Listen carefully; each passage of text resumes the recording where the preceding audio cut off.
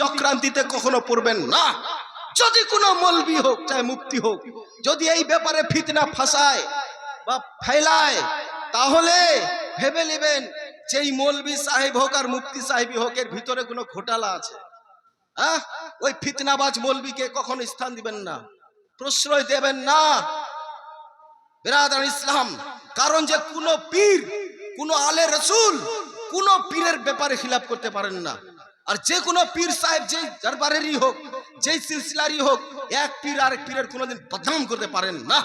কারণ যে ওলিদের এটা শান না, যারা আউলিয়ায়ে কেরাম বুজুর্গানে দিন তিনাদের এটা শান না, তিনারা কখনো করবে না। এগুলো মুরিদ গালা কিছু কিছু আছে, বুঝতে পারলেন, চাটনি চাটা কিছু মুরিদ আছে, এরা লটাপটি করার জন্য মানে কলগেটের যেমন অ্যাডভার্টাইজ টিভিতে দেখাচ্ছে এখন এই রকম যে আমরা অ্যাডভার্টাইজ করব আমাদের পীর সাহেবের মুরিদ বাড়াবো। আবে আমার মতো মৌলবি আর আমার মতো মুফতির অ্যাডভার্টাইজের মোহতাজ উনারা না।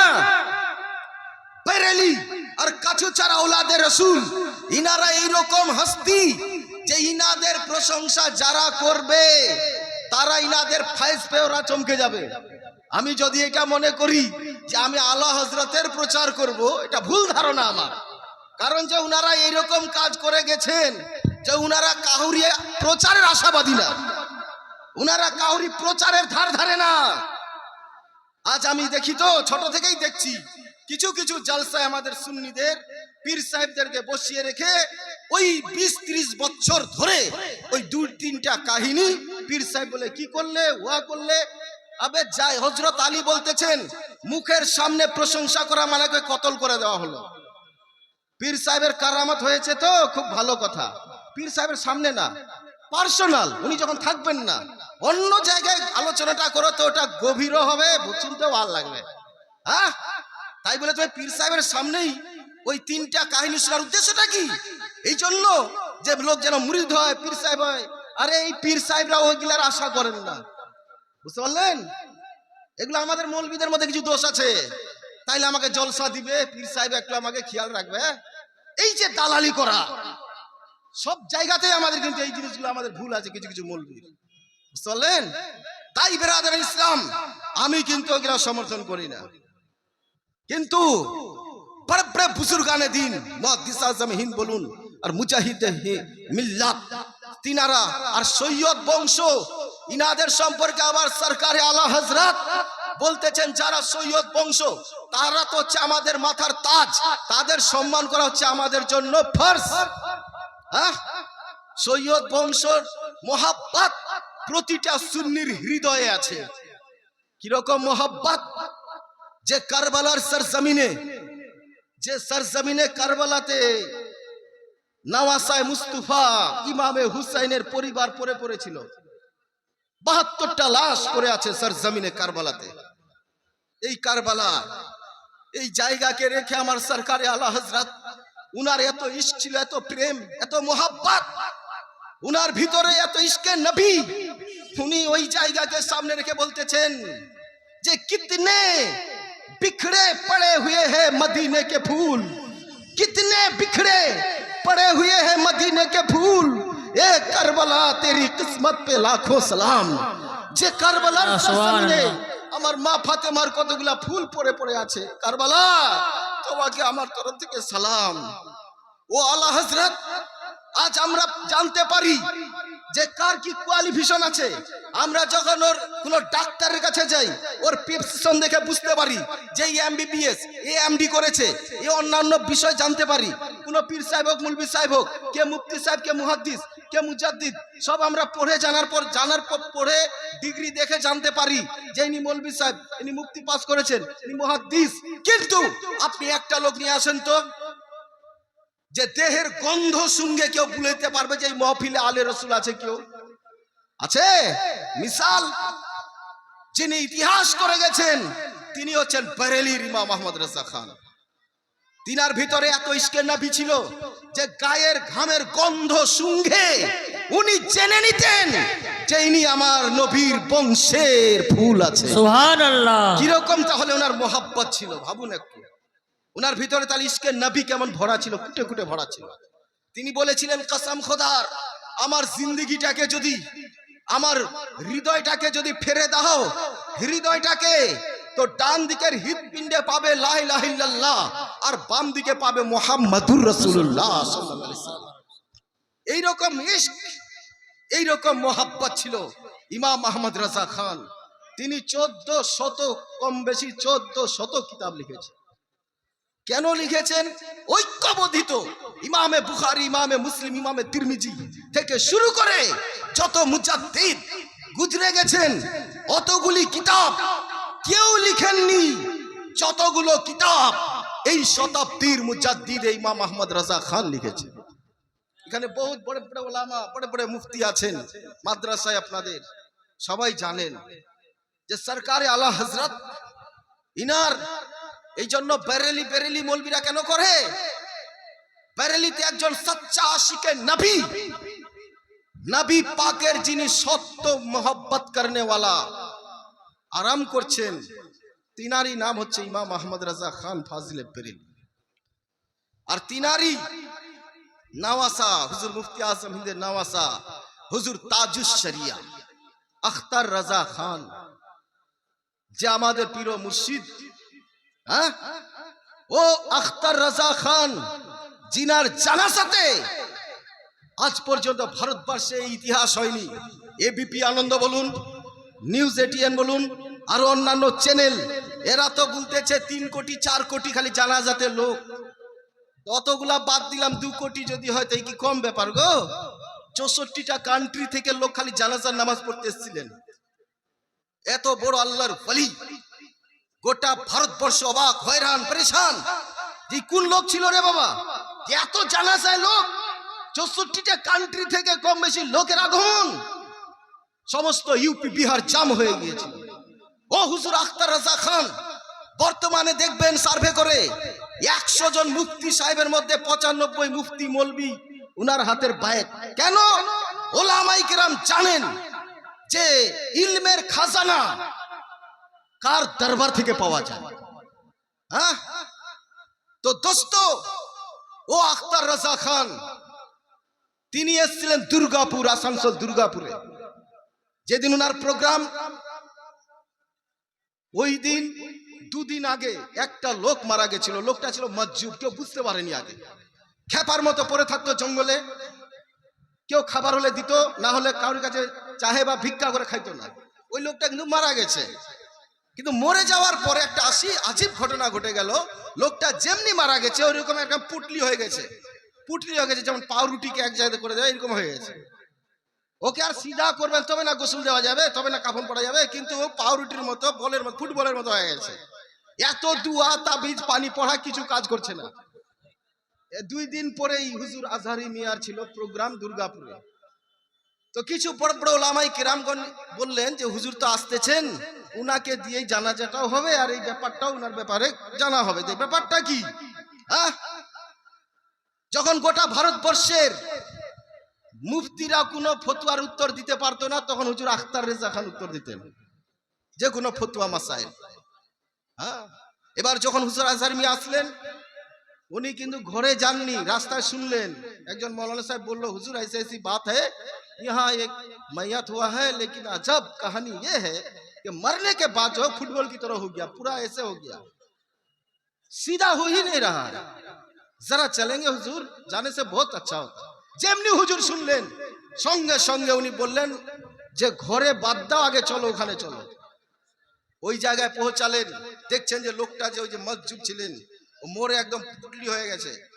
তো হুজুর আজহারি মিয়া যাবার পরে ওই জায়গায় প্রথমে বললেন থোড়া সা পানি লাও। যখন একটু পানি আনা হলো, পানি ফুকলেন, পানি পড়ে দিলেন, কিন্তু হচ্ছে না। তোর মাথাটা ছিল, মাথার কানে কানে যে হুজুর আজহারি মিয়া কি যে একটা কথা বললেন, সঙ্গে সঙ্গে হাত পা একদম ষাট হয়ে গেল। সুবহানাল্লাহ। হাজার হাজার মাওলানা, ওলামা, দর্শক, পাবলিক সবাই সচক্ষে দেখলো। সঙ্গে সঙ্গে হুজুর বললেন কেউ গোসল দাও, কাফন পড়াও, তাড়াতাড়ি জানাজা লাও। জানাজা পড়ালেন, কাফন হলো, দাফন হলো।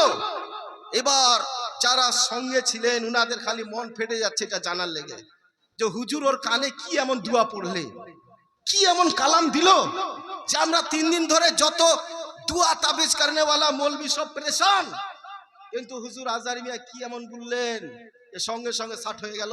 এটা জানার লেগে সবারই মন হয়রান। বাস হুজুর যখন ঘরে আসলেন, বসে একটু সান্ত্বনা চা নাস্তা হলো, তারপরে একজন মৌলানা সাহেব জিজ্ঞেস করে, হুজুর बियादबी माफ कीजिएगा, हुजूर एक बात जानने की ख्वाहिश है क्या कि आपने ऐसा कौन सा दुआ उनके कान में पढ़ दिया हजरत कि वो एकदम सीधा हो गया। तो हुजूर आजहारी मियां मुस्कुरालेन और बोल रहे हैं, बेटा देखो मैंने ऐसी कोई दुआ नहीं पढ़ी, मैंने सिर्फ इतना कहा कि देखो बेटा मैं अख्तर रजा खान आया हूं बरेली से, मैं तुम्हारी जनाजा की नमाज पढ़ाऊंगी। बस खाली এতটুকুন বলেছিলাম, যেমনি বলেছিলাম ষাট ষাট হয়ে গেল। ও হুজুর আজহারি মিয়া, হ্যাঁ। তো দোস্ত, বলার উদ্দেশ্য হচ্ছে যে ইনারা এখন পর্দা করে চলে গেছেন, আল্লাহ পাক যেন রহমত নাজিল করেন। হ্যাঁ, এরকম খাস খাস বুজুর্গ আলেদিন আমাদের ভারতবর্ষে বহুত আছে। হ্যাঁ, যেমন এখনই বললাম আমাদের যে গ্রামের মাদ্রাসা হুজুর মুস্তাবা মিয়ার হাতের তৈরি করা, কালিয়াগঞ্জ সরজমিনে কালিয়াগঞ্জ, একদম পৌরসভা মিউনিসিপালিটিতে আমাদের বাড়ি। তো হুজুর মুস্তাবা মিয়া তিনার কি রকম ছিল এক একটা কারামাত। ইনারা ছিলেন জিন্দা আল্লাহর ওলি। যখন ইনারা থাকে না তখন আমরা বুঝতে পারি না, বুঝতে পারলেন? ইনাদের কদম, ইনাদের পা যে বাড়িতে পড়বে, যেই দরবারে পড়বে, যেই খানকাতে পড়বে, ওতেই আল্লাহ বরকত দিয়ে দিবে ইনাদের উসিলায়। আপনারা শুনেছেন বা জানেন যে ইনি যখন আশরাফিয়া ইউনিভার্সিটিতে পড়াশোনা করতেন তখন তালিব ইলম জামানা, যেটা মুজাহিদ হাফিজে মিল্লাত আলাইহির রহমাত যে মাদ্রাসাটা বানিয়েছেন উত্তর প্রদেশের সবথেকে বিশ্ববিদ্যালয় আল জামিয়াতুল আশরাফিয়া, এইখানে যখন পড়াশোনা করতেছেন তালিব ইলম জামানা, একটা মোহাম্মদ ইউসুফ বলে নাম লোক, ঠেলা রিকশা চালায়, ওই লোকের বাড়িতে ছিল ইনার জাগির। জাগির কিন্তু ও ইউসুফ খুব মনে করেন গরিব লোক, তো সারাদিন ঠেলা ভ্যান চালায়, তো ওইরকম ভালো মন্দ খাবার তৈরি করতে পারে না, যা হয় ওই দেয়। তো হুজুর মুস্তাবা মিয়া এসে উনার সদর মুদারিসকে খালি একটু বললেন, ইনারা তো কাউরি বদনাম করেন না, কাউরি ইনারা গিবত করেন না, ইনারা ওই খানদানের লোক। খালি একটুকুন বলেছিলেন যে হজরত जरा जायका की बात है हुजूर, जरा जागीर अगर अलग जगह में होता तो बहुत अच्छा होता, এটা না যে ওর বাড়িতে খাবো না, বলছেন একটু যে আলাদা ব্যবস্থা হতো তো ভালো হতো, খালি এতটুকুন বলেছেন। সদর সাহেব তো বুঝে গেছেন ইনারা হচ্ছেন বাদশার জাত, ইনারা হচ্ছেন বাদশাহ, ইনাদের খাওয়া থাকা আলিশান ব্যাপার। কিন্তু তালিব ইলম জামানায় তো আর এরকম পাওয়া যাবে না। হ্যাঁ, তো ওই সদর সাহাব ওই মোহাম্মদ ইউসুফকে ডেকে বলতেছেন যে বাবা শোনো, তোমার বাড়িতে আমি একটা ভালো ছেলে জাগির দিচ্ছি, আর মুস্তাবা মিয়াকে একটু আলাদা জায়গায় জাগির দিব বাবা। তো তুমি এতে কোনো মনে দুঃখ লিও না। ওই ফ্যান মোহাম্মদ ইউসুফ যদিও লোকটা লেখাপড়া জানতো না, কিন্তু বুঝতে পেরে গেছে যে আমরা হয়তো ভালো মতো খাবার দিতে পারছি না বলে আমার বাড়ি থেকে এই মুস্তাবা মিয়াকে নিয়ে নিচ্ছে। যদিও লোকটা পড়াশোনা না, কিন্তু বুঝে গেছে আবহাওয়া দেখে। তখন ওই মোহাম্মদ ইউসুফ হাফিজে মিল্লাত আলাইহির রহমাকে বলতেছেন, শাহ আব্দুল আজিজ रहमतुल्लाह अलैहि বলছেন, হুজুর मुज्तबा मियां को मत लीजिए, सिर्फ हमारे घर के लिए जरा दुआ कर दीजिए ताकि हमारे घर में अल्लाह ताला खैर और बरकत अता फरमाए। सुभान अल्लाह। হুজুর মুজাহিদে মিল্লাত খুশি হলেন। খুশি হওয়ার পরে বলে ঠিক है बेटा जाओ जाओ। बस मुज्तबा मियां के बोलें हजरत आप उन्हीं के घर में खाना खाइए। बस হুজুর খাওয়া শুরু করলেন। দুয়া এদিকে করে দিলেন মুজাহিদে মিল্লাত, কারণ যে ইনারা তো জিন্দা ওলি ছিলেন। হ্যাঁ, দুয়া করলেন তো মোহাম্মদ ইউসুফ বলতেছেন কসম খোদার, হুজুরের দুয়ার বরকতে আমার বাড়িতে আসার পরে তার পরের দিন থেকে আমার তোর সুখা রুটি জুটতো না, কিন্তু 6 মাস হতে না হতেই আমার বাড়িতে পোলাও আর বিরিয়ানি খেয়ে লোক শেষ করতে পারে না। কোথেকে যে বরকত আসা শুরু করলো। 1 বছর হতে না হতেই আমরা মিয়া বিবি মিলে দুইজনে হজ্জে বাইতুল্লাহ করে আসলাম। এটা শুধু বরকত ছিল যে একজন আওলাদে রাসূল আলে রাসূলের কদমের বরকত ছিল আমার বাড়ি। সুবহানাল্লাহ। তো দোস্ত, এই যে আপনারা তালিব ইলম পুষতেছেন, বস্তিতে ঘুরতেছে আপনাদের মাদ্রাসায় দাঁড়ায়, আজ এই মাদ্রাসার ছাত্র বড় মুদারিস হয়ে গেল, তারপরে আপনার বড় ওলামা, অন্যান্য জায়গায় মুদারিস করছে, দ্বীনের প্রচার করছে, খিদমত করছে, এই নেকি সব আপনারা কিন্তু এটা সাদগায়ে জারিয়া আপনারা পেয়ে যাচ্ছে। হাসরকে ময়দানে, হাসরের ময়দানে সেই দিন এই সমস্ত ওলামা যারা এখানে ফারিগ হচ্ছে, কেরাতের ফাগরি পাচ্ছে, মৌলানা হচ্ছে, কারি হচ্ছে, মুফতি হচ্ছে, মুদারিস হচ্ছে, ইনাদেরকে কিয়ামতের ময়দানে আল্লাহ পাক প্রশ্ন করবেন, তোমরা যে জান্নাতে যেতে চাচ্ছ তো তোমরা কোথায় পড়াশোনা করতে? তখন এই ছাত্র, এই মৌলবি বলবে যে আমরা তো শীতলপুর মাদ্রাসা পড়তাম। কার বাড়িতে খাইতে? অমুক চাচার বাড়িতে খেতাম, যদিও গরিব তবু খাওয়াতো। হ্যাঁ, তো বলছে ওদেরকে দেখেছো ওরা কে কোথায় আছে? ওদেরকে না জেনে শুনে তোমরা আগে জান্নাতে দিতে যাচ্ছ? হ্যাঁ, তখন খোদার তরফ থেকে রহমতের জোশ মারবে, আর আল্লাহ পাক বলবেন, এ যারা ওলামা আছো, হুফাজ আছো, কুররা আছো, ওগো কারি, ওগো হাফেজ, ওগো মৌলানা, ওগো মুফতি সাহেব, তোমরা এক কাজ করো, তোমরা দেখো হাসরের ময়দানে তোমাদের জাগির জাগিরি কে কোথায় আছে, এক এক করে ঢুরো আর সবকে সাথে লাও, আর ওদেরকে আগে জান্নাতে ভরো, তারপরে তোমরা পিছনে জান্নাতে চলো। সুবহানাল্লাহ। তো জান্নাতে তো আগে আপনারাই যাবেন গো। এত কষ্ট করে যে মাদ্রাসা কায়েম করেছেন, পরিচালনা করতেছেন, আমাদের মা বোনেরা কষ্ট করে মুষ্টির চাল থেকে শুরু করে প্রতিটা দান তারা মাদ্রাসায় যখনই নাম শুনে নিজে না খেয়েও তারা দান করে, প্রাণ খুলে দান করে। এই জন্য এই জেনারেল পাবলিক হাসরের ময়দানে তারা এই জন্য আগে জান্নাতেই এই মৌলভী সাহেবরা ঢুরে ঢুরে নিয়ে যাবে আগে, চিন্তার কারণ নাই।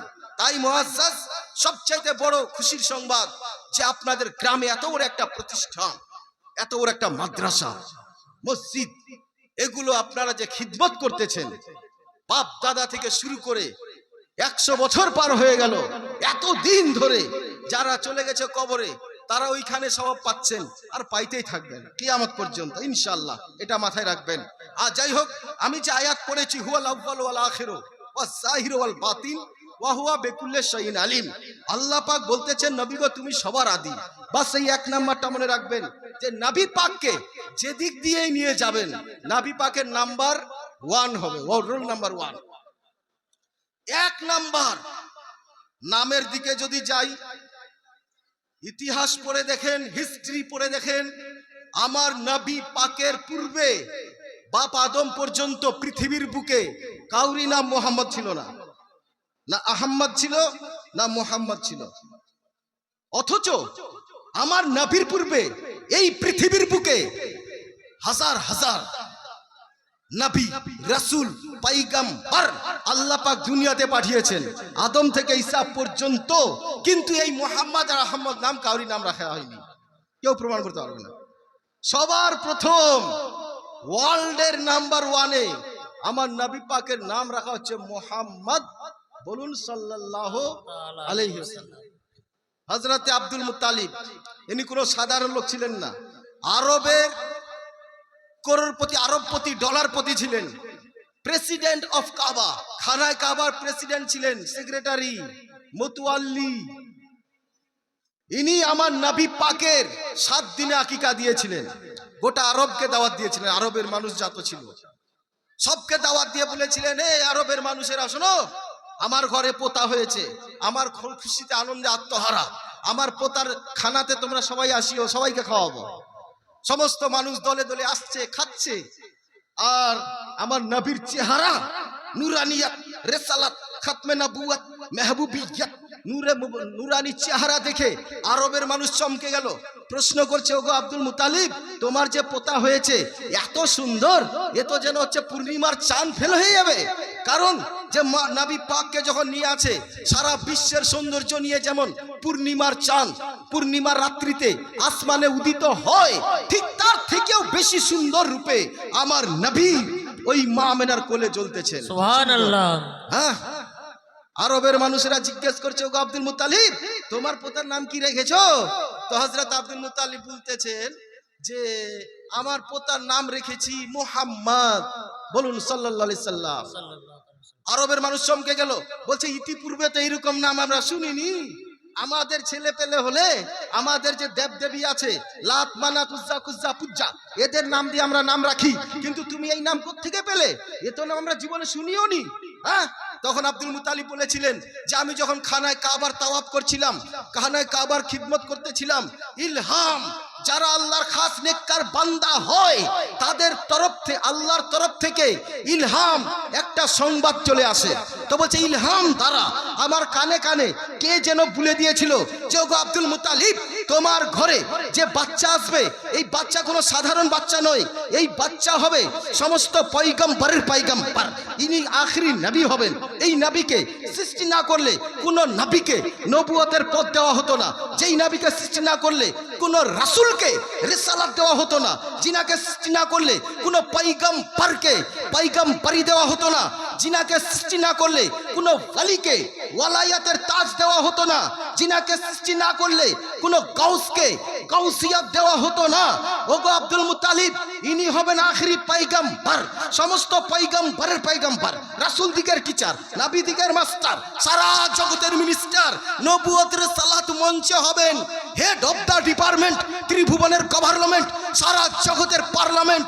এক কথায় জান্নাতের জান্নাত, কাবার কাবা, আদম নবীরও হবে বাবা, নবী মুহাম্মদুর রাসূলুল্লাহ, তার নাম তুমি মুহাম্মদ রেখে দিও। আব্দুল মুতালিব বলে দিলেন যেই নাম আমি ইলহামের দ্বারা পেয়েছিলাম, এই নাম রাখা হলো কেন, এরও বিশাল রহস্য আছে। তাফসিরে মাদারিক পড়ুন, তাফসিরে রুহুল বায়ান, তাফসিরে জালালাইন শরীফ, এগুলো তাফসিরগুলো যখন সাইডে পড়বেন 1 থেকে 10টা কথা বাড়িয়ে যাবে। এত সুন্দর সুন্দর নতুন নতুন কথা যে পড়লেই মনে হচ্ছে মন খুশি হয়ে যায়। এই কথাগুলো এই জন্য যে নবী পাকের নাম মুহাম্মদ রাখা হচ্ছে কেন, এই জন্য যে মুহাম্মদ নাম, মুহাম্মদ নাম ইংরেজি থেকে লিখেন তো প্রথমে এম লিখতে হয়, বাংলায় লিখেন তো ম, আরবি থেকে লিখলে হচ্ছে মিম। আমার নবীর নূরকে যখন আল্লাহ পাক রেখেছিলেন সৃষ্টি করে, তখন আল্লাহ পাক বলেছিলেন হাবিব, ওগো মেহবুব, ওগো আমার অন্তরঙ্গ বন্ধু, চিরস্মরণের সিন্ধু, ওগো মুস্তাফা, আনতা ইশকি ওয়ানা ইশকুকা, হাবিব তুমি আমার, আমি তোমার। এই জায়গাকে সামনে রেখে মৌলবীর রুম বলেছিলেন মানতু সুদাম মানতান সুদি, মানতান সুদাম তু যা সুদি, তাকাস না গোয়াত বাদে আজা বাদে আজা মান দিগারাম তু দেগারি। আল্লাহ পাক এই কথাই বলেছিলেন হাবিব তুমি আমার, আমি তোমার, আমি দেহ তুমি আত্মা।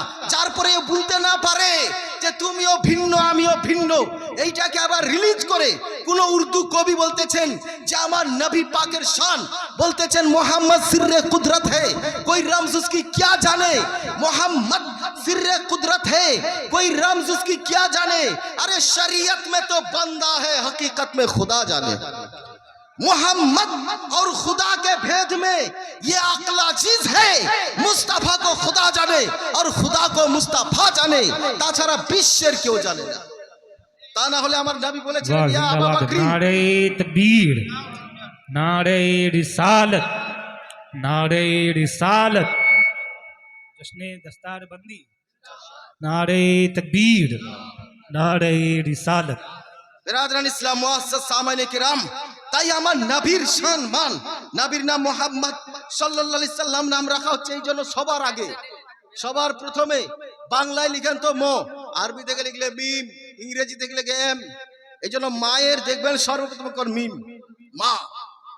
পৃথিবীতে দেখবেন দুটা শব্দ, দুটা শব্দ খুব ব্যবহার করা, একটা হচ্ছে মা আর একটা হচ্ছে আল্লাহ। কেন?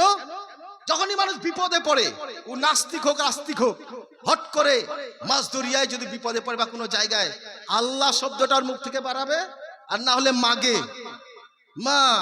হ্যাঁ, মানে এই যে কালিয়াচক আছে এদিকের ভাষাটা ফিরে একটু আলাদা, আপনাদের ভাষা আলাদা, আমাদের দিনাজপুরের ভাষা আলাদা, চেঞ্জিং, প্রতিটা রাজ্যে যত যাবে চেঞ্জ হবে।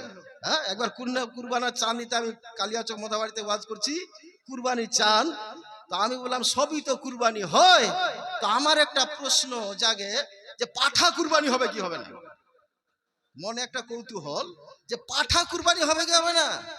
তো কালিয়াচকের এক চাচা বলছে যে হাজি মৌলানা পাঠা কাকে কহে, মানে পাঠাও বুঝে না, যখন বুঝাতে হবে তো আমি বললাম বকরির বাপকে চিনেন, বকরির যে বাপ ওকে আমরা পাঠা বলি। হ্যাঁ, এরকম করে বুঝাতে হবে। তো দোস্ত বলার উদ্দেশ্য হচ্ছে এটাই যে আমার নবী পাকের নাম মোহাম্মদ সাল্লাল্লাহু আলাইহি সাল্লাম, বাংলায় লিখেন তো ম, এই জন্য মায়ের সর্বপ্রথম অক্ষর মিম।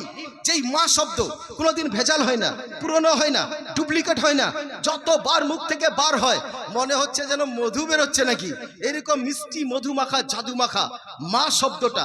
এই জন্য মায়ের সর্বপ্রথম অক্ষর দেখবেন মিম। আমার নবীর নামের বরকতে মক্কার প্রথম অক্ষর মিম, মুজদালফার প্রথম অক্ষর মিম। এর কারণ হচ্ছে কি জানেন? আল্লাহ পাক বলেছিলেন, হাবিব কায়নাতকে তো সৃষ্টি করলাম আমি, জগৎকে সৃষ্টির স্রষ্টা আমি, কিন্তু ভুবন চলবে, 18,000 কায়নাত পরিচালনা হবে তোমার এই মোহাম্মদ নামের মিমের বরকতে। সুবহানাল্লাহ। এই কারণে আমার নবীর নাম হচ্ছে মোহাম্মদ সাল্লাল্লাহু আলাইহি সাল্লাম, প্রথম অক্ষর মিম। যার জন্য মদিনার প্রথম অক্ষর মিম, মুজদালফার প্রথম অক্ষর মিম, মারুয়া পাহাড়ের প্রথম অক্ষর মিম। আমার নবীর নামের বরকতে মসজিদের দেখবেন প্রথম অক্ষর মিম, মেম্বারের প্রথম অক্ষর মিম, মেহরাবের প্রথম অক্ষর মিম, মুসাল্লার প্রথম অক্ষর মিম, মুসল্লির প্রথম অক্ষর মিম, মুকাব্বিরের প্রথম অক্ষর মিম, মুয়াজ্জিনের প্রথম অক্ষর মিম। আমার মুস্তাফার নামের বরকতে মাদ্রাসার প্রথম অক্ষর মিম, মক্তবের প্রথম অক্ষর মিম, মৌলবীর প্রথম অক্ষর মিম, মুফতির প্রথম অক্ষর মিম, মুহাদ্দিসের প্রথম অক্ষর মিম, মুজাদ্দিদের প্রথম অক্ষর মিম, মুনাজিরের প্রথম অক্ষর মিম, মুহাক্কিকের প্রথম অক্ষর মিম। আমার নবীর নামের বরকতে মুমিনের প্রথম অক্ষর মিম, মুসলমানের প্রথম অক্ষর মিম, মুসাফার প্রথম অক্ষর মিম, মোহাব্বতের প্রথম অক্ষর মিম। শুধু তাই না, খাস খাস যেগুলো জিনিস আছে তার মধ্যেও আমার নবীর নাম মিলিত। যেমন হিন্দুস্তানের খাজা, যার নাম জপলে পাওয়া যায় মজা, ও খাজা গরিবে নওয়াজ। ইনার নাম তো হাসান ছিল। আমার নবীর যখন দরবারে গেলেন, নবীর রওজা থেকে খিতাব আসলো, বেটা মঈনুদ্দিন। এই মঈনুদ্দিনের প্রথম অক্ষরটাও মিম।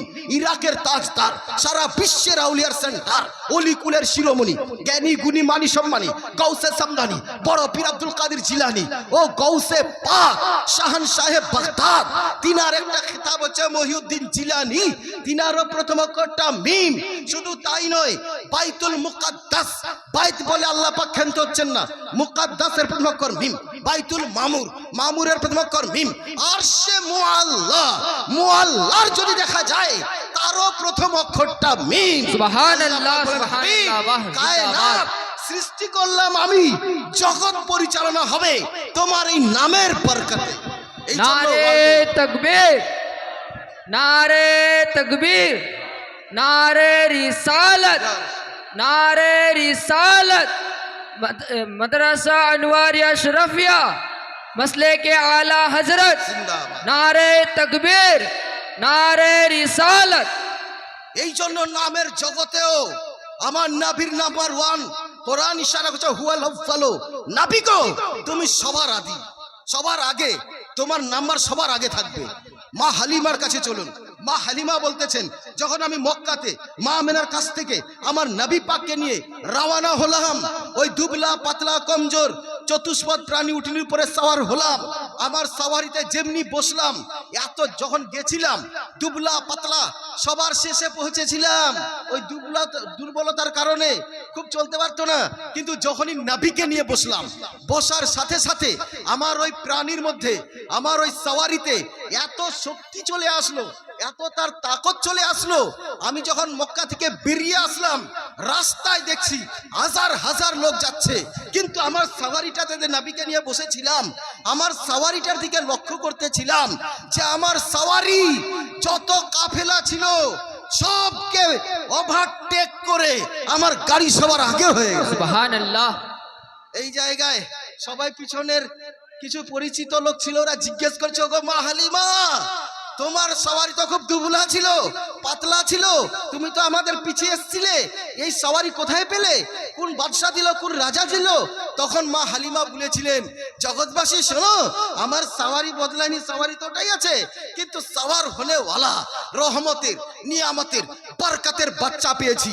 আমার বিশ্বাস, যেই বাচ্চা যেখানে থাকবে, কায়নাত থাকবে পিছে, একে রাখতে হবে আগে, এটাই জানি আমি। তাই এই বাচ্চার বরকতে আমার সওয়ারি আগে হয়ে গেল। হায় হায় এ তো জাহিরি, হাকিকত দেখুন, মারেফতিতে চলুন। যে হাকিকত যদি দেখা যায়, ওই চতুষ্পদ প্রাণীটা জানে যে নবীকে পিছে রাখা যাবে না, কারণ নবী আগে, সাত জমিন হয়েছে পরে, নবী আগে, সাত আসমান পরে, নবী আগে, কায়নাত হয়েছে পরে, নবী আগে, জিবরাইল মিকাইল ইসরাফিল ফেরেশতা কায়নাতের সব হয়েছে পরে। সে দুনিয়া, নবী এসেছেন আগে, কোরআন আসবে পরে, নবী দুনিয়াতে এসেছেন আগে, নামাজ হবে পরে, রোজা হবে পরে, যাকাত আসবে পরে। নবীকে পিছে রাখলে বিয়াদবি হয়ে যাবে, কারণ যে নবীকে পিছে রাখা যাবে না, তার সব থেকে যেটা বড় কারণ এটাই যে যেদিন মেরাজের রাতে জিব্রাইলকে নিয়ে সাথে আকাশের পথে নবী যাবেন খোদার মুলাকাতে, সেই দিন বাইতুল মুকাদ্দাসে কম বেশি 1,23,999 জন আম্বিয়ায়ে কেরাম থাকবেন পিছে, আর আমার নবী থাকবেন আগে। কাজেই নবীকে সবার আগেই পৌঁছাতে হবে, নবীকে পিছে রাখা যাবে না। আমার সরকারি আলা হযরত বলতেছেন, নামাজ আসরা মে था ही सतरिया हो माने अव्वल आखिर के दस्ते बस्ता है पीछे हाजिर जो सल्तनत पहले कर गए थे। আমার আলা হযরত বলতেছেন যে কি সুন্দর ওই জামাতটা ছিল, যে সমস্ত আম্বিয়ায়ে কিরাম যিনারা নিজের নিজের যুগে যুগে নবুয়তের বাদশাহী করে গেছিলেন, সমস্ত নবী রাসূলগণ ওই দিন হাত বেঁধে আমার নবীর পিছনে দাঁড়িয়ে মুক্তাদি হয়ে নামাজ পড়েছেন। আর আমার নবীকে ওই দিন ইমামুল মুরসালিন, সমস্ত পয়গম্বরের ইমাম খেতাব দিয়ে উপবিষ্ট করে দেওয়া। সুবহানাল্লাহ, সুবহানাল্লাহ, ওয়াহ জিন্দাবাদ। আজকে এই নবীকে নিয়ে খেলা শুরু করে দিয়েছে। একবার কুচবিহারে গেছিলাম, বুঝলেন, উত্তরবঙ্গ থেকে দক্ষিণবঙ্গ, আমার হুজুর পীর ও মুর্শিদ হুজুর আহজারি মিয়া, তিনার দুয়ার বরকতে আমি কম বেশি 22টা জেলায় ঘুরি, এক একটা জেলায় এক এক মতো দেখি। তো ওই জেলায় গেলাম যখন, তো ওই দিককার লোকের কোয়ালিটি আলাদা, কিয়াম মিলাদ সবই করে, উরুস করে, কিন্তু ওদের একটু ধাঁচ কাজ আলাদা মনে হলো, বুঝতে পারলেন? এক একটা জেলার এক এক মতো মানুষ। তো স্টেজে গরমের দিন, গরম ছিল চরম, আমি যাই বসেছি, তো আমার পাশে একটা লোক আসে বসলো, বুঝলেন, আর এত ঘামা ঘেমেছে, মানে ওর গা থেকে টস টস করে রস পড়ে যাচ্ছে। তো দেখবেন কিছু লোক আছে না, ঘেমে গেলে গন্ধ করে, দুর্গন্ধ বাড়ায়, খুব দুর্গন্ধ বাড়ায়, পাশে থাকা যায় না। ওই লোকটা যখন কাছে এসে বসলো, তো আর তোকে বলা যায় না যে তোমার গা গন্ধ করছে। তা আমি ওর যে গায়ের ঘামটা বাড়াচ্ছে গন্ধটা, তা আমি মনে মনে ভাবলাম এর গায়ের ঘামের গন্ধে মিস্টার ইবলিশ শয়তানও পালাবে, এইরকম দুর্গন্ধ বাড়াচ্ছে। তা আমি ওকে বলছি যে আরে ভাই তোর নাম কি? তো ও বলছে আমার নাম আতর আলী। যার নাম শুনে শয়তান পালায় ওর নাম ফের আতর আলী। আজ কিছু কিছু কোয়ালিটির মৌলবি এই যে ইউটিউব চ্যানেলে দেখতেছেন, নবীর শান মান সম্মান, নবীকে কি ভাষায় কথা বলতে হয় এতটাও পার্স নাই। নবীর শানে, উনাদের আহলে বাইত, উনাদের খানদান, পরিবার সম্পর্কে জবান সামলে এত সুন্দর ভাষা থাকতে এমন ঘাটিয়া ঘাটিয়া ভাষা ব্যবহার করছে। দেখেন তো হাট দেখবেন, হাট লাগে আপনাদের দিকে, হাটে গিয়ে দেখবেন যারা জুতা সেলাই করে দেখবে কি বলে, মুচির দিকে নজর করে দেখবেন, আমাদের দিকে চামার বলে। তো ওদের দিকে নজর করে দেখবেন, ওদের নজর সব সময় ছিঁড়া জুতার দিকে, ভালো জুতার দিকে কিন্তু নজর নাই। তো এইরকমই নাবির কিছু চামার উম্মত আছে, মুচি বংশের উম্মত আছে, যাদের নজর ছিঁড়া জুতার দিকে। ঠিক এইরকম কিছু মৌলবি বেরিয়েছে, বুঝলেন, আমার নবীর শানে, নবীর পরিবারের শানে কান্দেগি বকতেছে, নবীর শানে এমন এমন ভাষা ব্যবহার করছে যেগুলো মাথায় স্বপ্নেও আমরা ভাবতে পারি না। আমার তো মনে হয় যে আমার নবী পাককে আরো এর থেকে কোনো যদি উঁচু ভাষা আমার জানা থাকতো, এর থেকে বললেও মনে হয় মন খুশ হচ্ছে না যে আল্লাহ পাক আমার নবীর শানকে এত উঁচু করেছেন। আল্লাহ পাক কোরআনে বলে দিয়েছেন সূরা আল ইনশিরা, ওয়া রাফানা লাকা যিকরাক, ए मेरे महबूब हमने तेरे जिक्र को बुलंद कर दिया। হাবিব को তোমার শান, তোমার মান, তোমার সম্মানকে আমি উঁচু করে দিলাম। তো যেই নবীর শান আল্লাহ উঁচা করেছেন, কাউরি দম আছে যেটা নিচা করতে পারে? কেউ বলছে দুরূদ পড়বো না, পড়িস না। কেউ বলছে কিয়াম করবো না, করিও না। আরে আমাদের মতো দু চারটা দাঁত কেলা যদি দরুদ সালাম নাই বা পড়ে, তো নবীর কিছু যায় আসবে গো? হ্যাঁ, কোনো ফরক পড়বে না।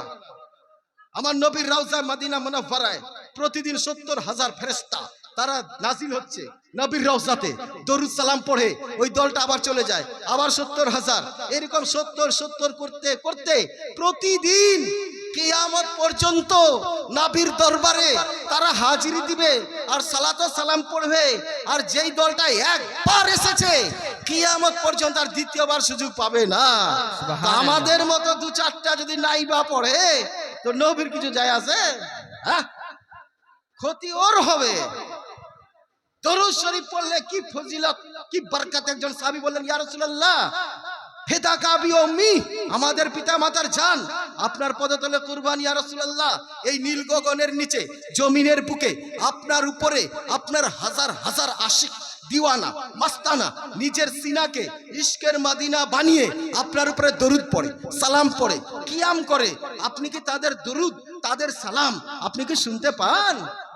আমার নবী চমন রসুলে আজম পয়গম্বরে আজম নুরানি জমানে ইরশাদ করছেন, ওগো সাহাবাই কেরাম শোনো, ইন্নী আসমাও সলাতা আহলে মোহাব্বতি, যারা আমার প্রেমের সাথে আমার উপরে দরুদ পড়ে, যারা মোহাব্বতের সাথে আমার উপরে দরুদ পড়ে, আমি তাদের দরুদ ইন্নী আসমাও, আমি তার দরুদ নিজের কানে শুনতে পাই।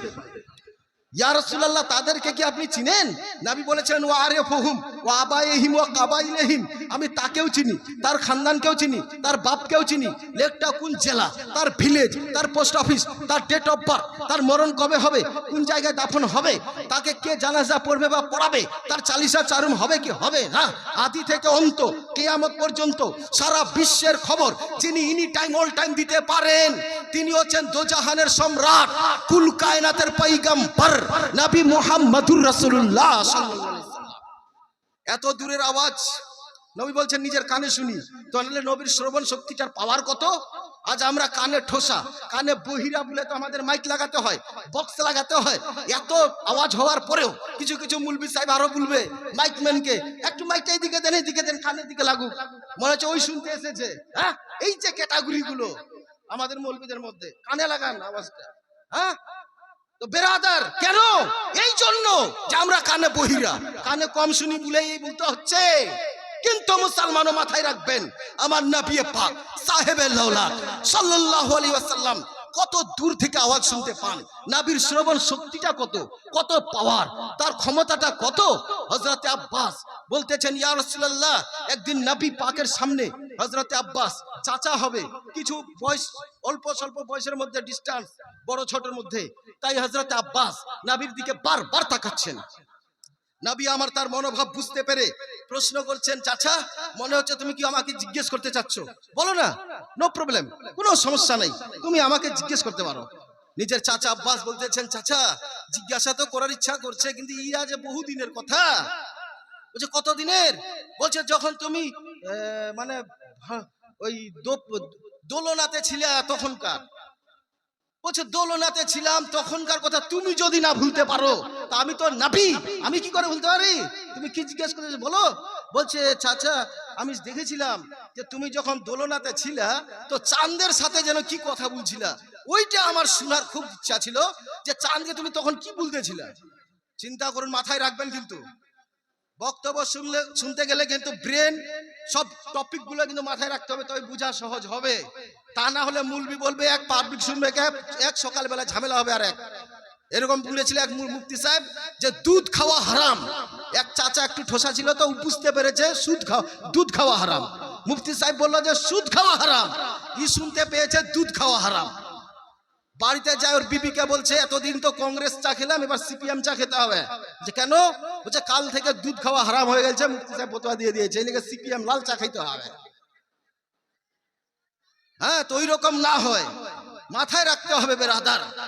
তো বলতে চাচ্ছিলাম এটাই, যে ও হযরত আব্বাস বলতেছেন, চাচু তুমি কি কথা বলছিলা, খুব শুনতে ইচ্ছা করছে, বলো তো। নবী আমার মুস্কুরালেন, নবীর মুস্কুরানা মুস্কুরাহাট সুবহানাল্লাহ।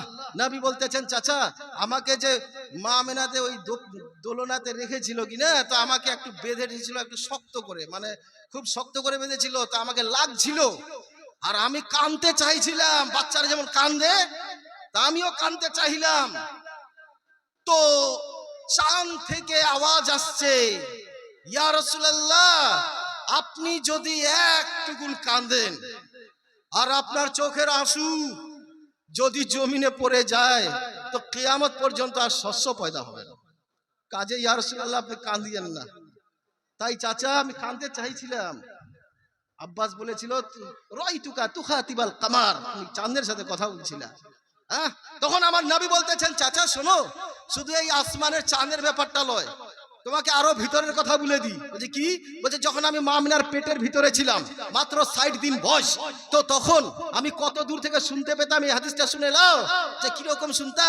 তো বলছে যখন আমি মা আমিনার পেটে 60 দিনের বাচ্চা, 60 দিনের শিশু মা আমিনার গর্ভে উম্মি দেশে ছিলাম, তখন আমি লাকাদ কুনতু আসমাউ সারিরাল কালাম আলাল্লাহ মাহফুজ ওয়া আনা ফি যুলমাতিল উহশা।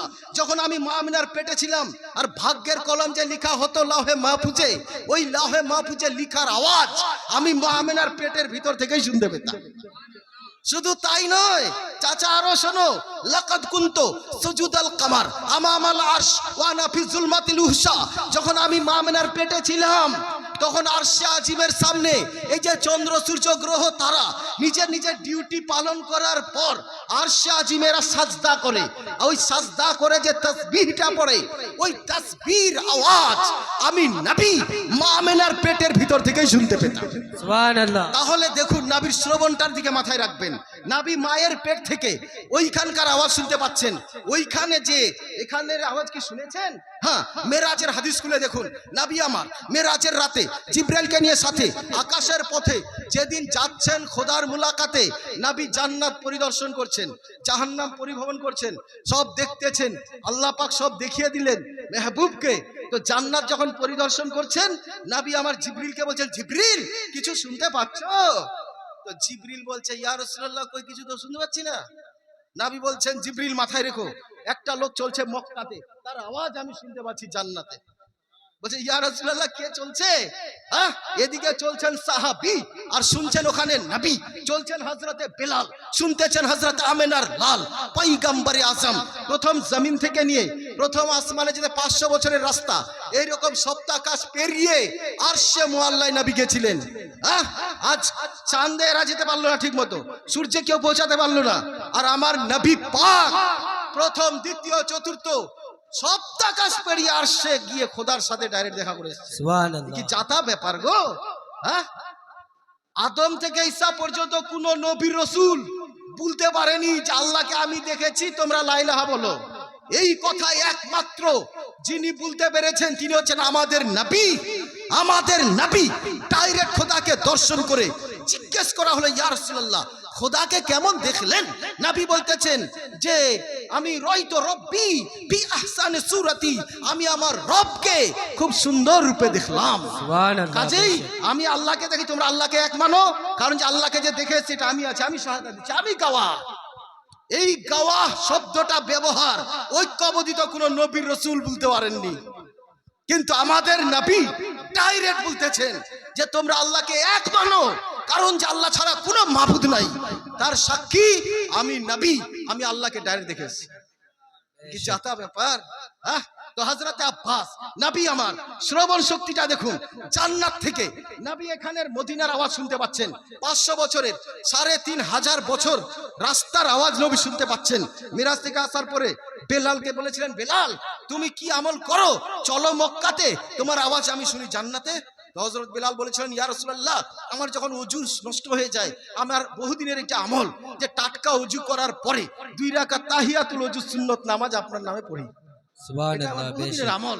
তাই নবী বলেছিলেন, বেলাল এই আমলটা তুমি জারি রাখিও, কারণ যে আমি যখন জান্নাত পরিদর্শন করছিলাম, তোমার আহাত, তোমার চলার শব্দটা আমি জান্নাতে শুনতে পাচ্ছিলাম বেলাল। তাহলে এত দূরের আওয়াজ নবী শুনতে পাচ্ছেন। এবার একটু মাথায় লাগান যে মক্কা এখান থেকে মদিনা কত দূরের রাস্তা গো। বোম্বাই থেকে তো 6 ঘন্টার রাস্তা, আপনার কলকাতা থেকে 6 থেকে 7 ঘন্টার রাস্তা হওয়াই জাহাজে। এই 6-7 ঘন্টার রাস্তার মাত্র ডিস্টেন্স। নবী তো সশরীরে মদিনাতে, কিন্তু রুহানি অবস্থায় প্রত্যেক মুমিনের আত্মাতে নবী হাজির আছেন। রুহানি অবস্থায় যদি নাইবা থাকবেন তাহলে আত্তাহিয়াত নামাজে সালাম দিবেন কাকে? কি বলছেন ওখানে? আসসালামু আলাইকা আইয়ুহান নবী, নবী তোমাকে সালাম।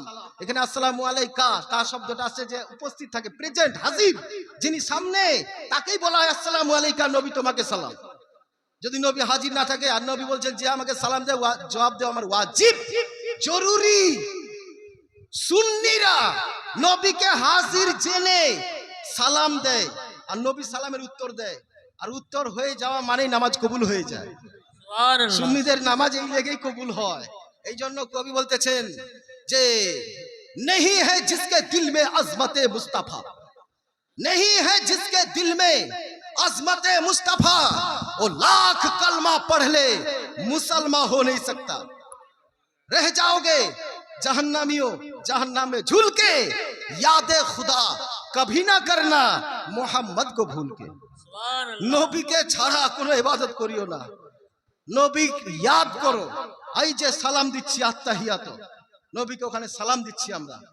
আর বলছে নবীর ইয়াদ আসলে বলে নামাজ হবে না, নামাজ হবে না। এগুলা হচ্ছে দিন কানা ঈমান হারা শয়তানের নানা। হ্যাঁ, আত্তাহিয়াত দুরূদ নামাজে তো সবার ইয়াদ আল্লাহ পাক ভরে রেখেছে গো। কেমন আত্তাহিয়াত যে পড়তেছেন, আত্তাহিয়াতু লিল্লাহি ওয়া সালাওয়াতু আত-তাইয়্যিবাতু আসসালামু আলাইকা আইয়ুহান নাবিয়্যু। নবীর উত্তর দিয়েছিলেন এটা হচ্ছে মেরাজের তোহফা। আল্লাহ পাক মেহমান, নবী হচ্ছেন মেজবান। হ্যাঁ, তো আল্লাহ পাক বলেছিলেন হাবিব আজকে যে আমার কাছে এলে কি তোহফা নিয়ে এসছো? আমরা বিহাইনের বাড়িতে গেলে কমসে কম ছানা মান্ডা মিষ্টি নিয়ে যাই কিনা? তা আল্লাহ পাক হচ্ছেন মেজবান, নবী হচ্ছেন মেহমান। নবী কি নিয়ে গেছেন খোদার দরবারে? আল্লাহ পাক যখন বললেন হাবিব আমার দরবারে কি নিয়ে এসছো, তা আল্লাহ পাকের হাবিব আমার নবী কি বলেছিলেন, আল্লাহ তোমার দরবারে আর কি আনবো, তোমার দরবারে কিছু কমি নাই, তবে নিয়ে এসছি, আমি খালি হাতে আসিনি। কি? আত্তাহিয়াতু লিল্লাহ। আত্তাহিয়াত এই শব্দের বহুত শাব্দিক অর্থ দাঁড়ায় যে হে আল্লাহ এই বাদনি মালি যত প্রকারের ইবাদত আছে লিল্লাহ আল্লাহ সব তোমার জন্যই নিয়ে এসেছে। সুবহানাল্লাহ। প্রতিদান কি হচ্ছে? আসসালামু আলাইকা আইয়ুহান নবী, নবী গো তোমার উপরে আমার রহমত নাজিল হোক। আল্লাহ উত্তর দিয়ে দিলেন। এত বড় প্রতিদান পাওয়ার পরে আমাদের নবীকে ভুলে যাওয়া উচিত ছিল, কিন্তু আমাদের নবী দয়ার নবী মায়ার নবী আমাদের মতো গুনাহগারদেরকে ওখানেও ধরে আছেন। নবী বলতেছেন আসসালামু আলাইনা, হে আল্লাহ তোমার এই যে রহমতুল্লাহ রহমত নাজিল হোক, এই রহমতটা শুধু আমার উপরে নয়, আমার উম্মতের মধ্যে যত সালফে সালেহীন, যত বুজুর্গানে দিন, সিদ্দিকিন, শহীদা, সালেহীন যত হবে আল্লাহ তোমার এই রহমত যেন সবার উপরে বর্ষিত। সুবহানাল্লাহ। আসসালামু আলাইনা ওয়া আলা ইবাদিল্লাহিস সালিহিন। হ্যাঁ, এ তো সালফে সালেহীন সব ইয়াদ নামাজের ভিতরে আল্লাহ ভরে রেখেছে। আর ই মাথা মোটা বলছে কারো বেলে ইয়াদ করলে নামাজ হবে না। এবার দরুদ ইব্রাহিমে যান, দরুদ কি পড়েন? আল্লাহুম্মা সাল্লি আলা মুহাম্মাদিন ওয়া আলা আলি মুহাম্মাদিন। আল্লাহ তুমি রহমত নাযিল করো নবীর উপরে, তার বংশ, তার পরিবার, তার যত খানদান আছে, ইমামে হাসান, হুসাইন, মাওলা আলী, শেরে খোদা, আহলাদ বাইত সবার ইয়াদ চলে আসলো। এবার শুধু খালি উনার ইয়াদ আসলো তা না, তারপর ইব্রাহিম আলাইহিস সালামের নাম আসতেছে ওয়া আলা আলি ইব্রাহিম। ইব্রাহিম আলাইহিস সালামের উপরে রহমত নাযিল করো। ইব্রাহিম আলাইহিস সালামের যত আলা আওলাদ, উনার যত বংশ পরিবার, আল্লাহ সবার উপরে তুমি রহমত নাযিল করো। এবার দুআয়ে মাসুরায় যাচ্ছেন, আল্লাহুম্মা গফিরলি ওয়া লিওয়ালিদাইয়া, আল্লাহ তুমি মাফ করো আমার বাপকে, আমার বাপ মাকে, যত মুসলমান জিন্দা মুর্দা যারা চলে গেছে বেঁচে আছে সবার উপর আল্লাহ তুমি মাগফিরাত করো। দুআয়ে মাসুরাতে পড়ছেন কিনা? তাহলে নামাজের ভিতরে তো সব ইয়াদ আল্লাহ ভরে দিয়েছে। আর এই মাথা মোটা দিন কানা ঈমান হারা বলছে কাউরি ইয়াদ আসলে বলে নামাজ হবে না। আরে ইয়াদ তো না করলে নামাজই হবে না, ইয়াদ করতে হবে। এদের কালাম দুয়া সব আল্লাহ ভরে রেখেছে। বিরাদরান ইসলাম, এই জন্য আহলে সুন্নাত ওয়াল জামাত, আহলে সুন্নাত ওয়াল জামাত একেই বলা হয় যে বর্তমান ৭৩টা ফিরকার মধ্যে যেটা একটাই জান্নাতি, নবী বলে দিয়েছেন মা আনা আলাইহি ওয়া সাহাবী, একটাই দল যাবে আমার জান্নাতে। এর ব্যাখ্যা দিতে গেলে একটা রাত কিন্তু আলাদা লাগবে। যাই হোক, আমি বলতেছিলাম যে নবীর শ্রবণ শক্তিটা কত, এই হাদিসটা বলতেছিলাম যে নবী পাক ও নবী যিনি জমিন থেকে আসমানে লৌহে মাহফুজের আওয়াজ শুনতে পেলেন, ও নবী যিনি জান্নাত থেকে পৃথিবীর আওয়াজ শুনতে পাচ্ছেন, এই রকম নবীর সম্পর্কে এই শ্রবণ শক্তির উপরে আমার বরেলির তাজদার সরকারে আলা হযরত এই জায়গাতে ইরশাদ করছেন দূর ও নজদীককে, দূর ও নজদীককে सुनने वाले ओ कान, दूर ও नजदीक सुनने वाले ओ कान, কানে লালে কারামত পে লাখো সালাম। ইয়া রাসূলুল্লাহ, দূরের এবং কাছের এই আওয়াজ যিনি একই পরিমাণে শুনতে পান, এই রকম শ্রবণ শক্তির উপরে আমাদের তরফ